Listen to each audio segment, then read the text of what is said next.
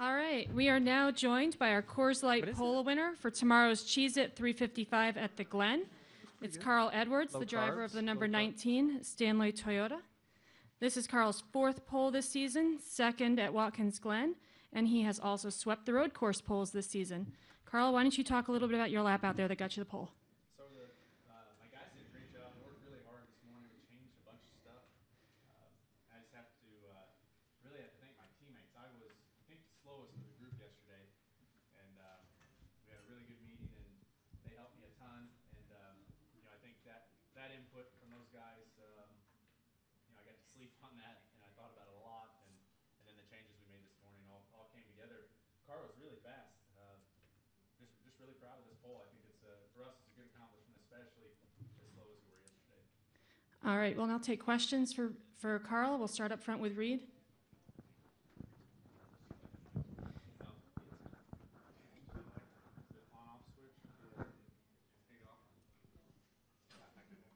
Switch. Okay. Thank you. You treat me like my crew treats me. Just don't touch anything. Let us do it. Reed Spencer with NASCAR. Well, that's what happens to all of us. We used to work on everything, right? We used to do everything. Now they're like, don't touch it. Don't touch it. So, all right, sorry, Reed.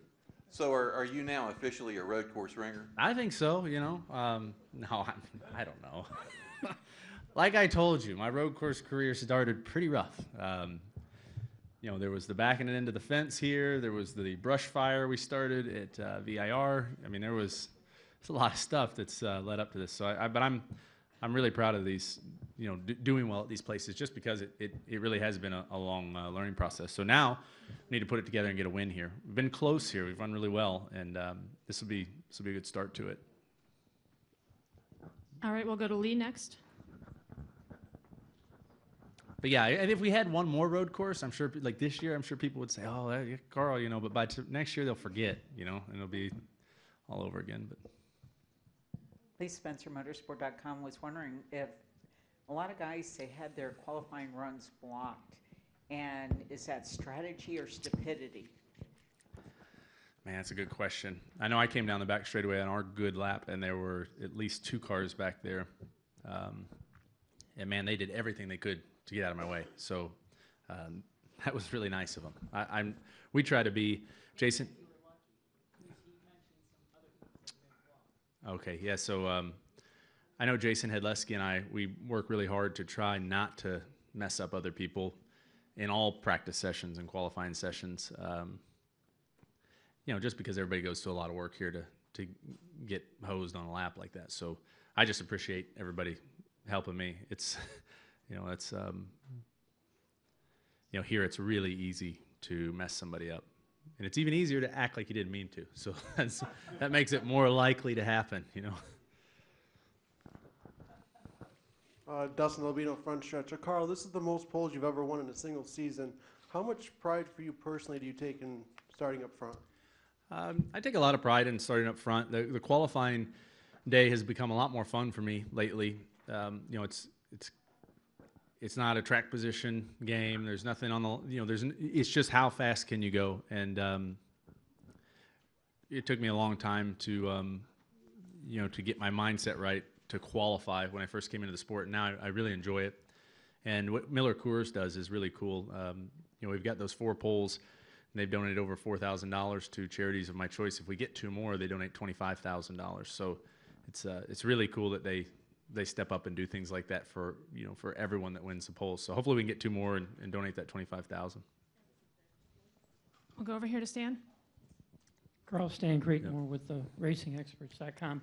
Talk about your first lap, because with all those changes made, were you scared the first lap, or just talk about it? The track was really, really slick to begin with. I don't know if it was the rain or the rubber from yesterday, but the track was much different that first lap. And I watched a lot of guys go, and I could see them locking up tires. I could see people missing that first corner. And really, that first lap, was a good lap for me. But I was nervous. I was nervous that I was going to slip up somewhere. The track was slick. And then we ended up running a second lap in that first round because we weren't confident that lap was going to hold up. I think we maybe would have made it. But, everyone, there are a bunch of variables. A lot of it is probably guys like myself. You know, you run yesterday, you go to sleep, change everything on the car, you go out and get that first look at it, and it's tough. And everyone, when they were going again, they were going faster and faster. So we gambled, or we didn't gamble, I guess. We played it safe. We ran a second lap that first round, and I was nervous that would mess up our, pole run if for the third time out in the second round. Man, I know it's complicated, but anyway, what was your question? It all worked out fine. Yeah, it was great. It was good. It was all according to plan.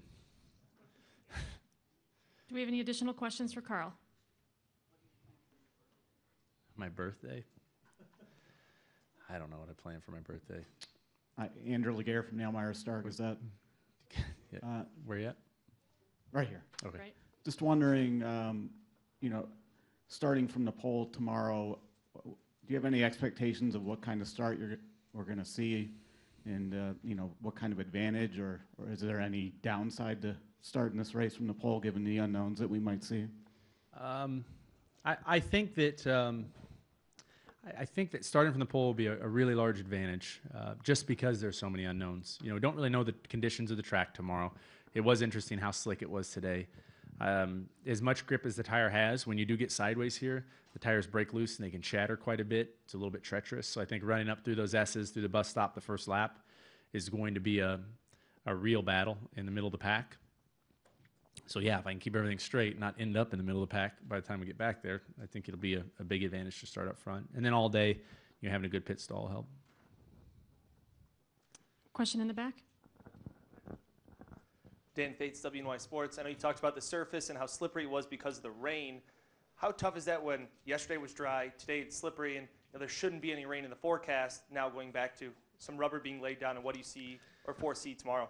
Yeah, so I don't know what exactly made it slick today. I don't know if it was the rain cleaning off the rubber or if it was the rubber from the race yesterday. So I just don't know. I don't know if it's the oils coming out of the track when it sits. It'll be interesting to see how it goes tomorrow.